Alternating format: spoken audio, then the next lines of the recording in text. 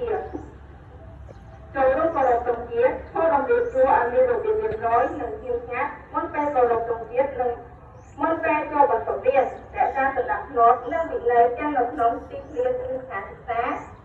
និងក្នុងបន្ទប់រៀននៅពេលរៀនសូត្រពេលជាលេងនិងជារៀនមានអាកប្បកិរិយាស្របបសុភាពរាបសារតែមិនណាក់ជាស្រឡាញ់លោកអាគ្នាជួយយកអាសាមិត្តភក្តិមានសុជីវធម៌គោរពមេដាបិតាគោរពចាស់ព្រឹទ្ធាចារ្យគោរពលោកគ្រូអ្នកគ្រូ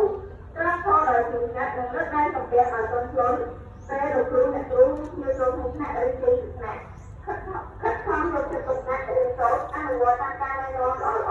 របស់លោកគ្រូអ្នកគ្រូស្វែងសិក្សាដោយសហភាព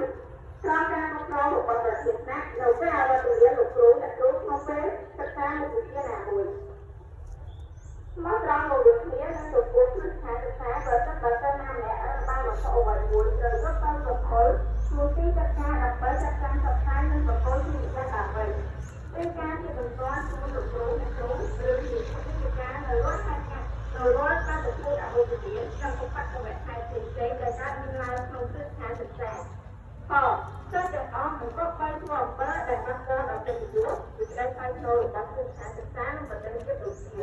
ซึ่งคือโจทย์เป็นบทเรียนแบบที่การอนุญาตปีลูกครูและครูคงเป็นของโรงเรียนด้านการตรวจสอบใต้คือการแสงคงตรวจสอบใต้คงเป็นของโรงเรียนลูกค้าดอกแคสหนักจุดแคสหนึ่งหนักดอกไป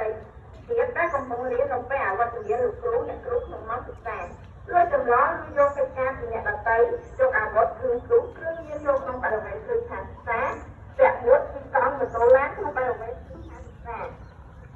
เมื่อเพียรย้อนสืบพอเรื่องส่วนnàoได้ลูกเชื่ออาหารเพี้ยนต้องปลดรักอำเภออาหารเพี้ยนอำเภอเดินลงมาดึงกุศลอำเภอเดินลงมาปัดสนับสนุนเหมือนต้องคืนทางศึกษาทุกอะไรสำหรับเรื่องนี้เสร็จรุ่นระวังน้องเล่นบางทีซ้อมลงไปเอาไว้คืนทางศึกษาอีกเช่นมันซ้อมลงกลุ่มเรื่องของใช้หนึ่งอยู่ที่มีการมันผู้กระทำออกลงสิ่งเกี่ยวกับเรื่องของการลงศึกษาและเทียบของคืนทางศึกษาผู้เรียนสนใจหรือเข้ามาหรือบ้องศึกษาสลายเรียนนำสังหารหรือบอกให้คนสร้างหรือไปตัดสังหารในอาชีพศึกษาแต่ได้ผลค่อนข้างตรงกับปัจจุบันศึกษาโดยที่จะนะเราอ้อมอยู่นะไปด้านเรือนาสิบ้านหรือเนี่ยครองใครหรือคะพวกเราหรือซ่อมหรือไปพ่อไว้การบังคับบัตรรถและตุ่มยงตุ่มรอต่อไปในเทียนตัวบางคน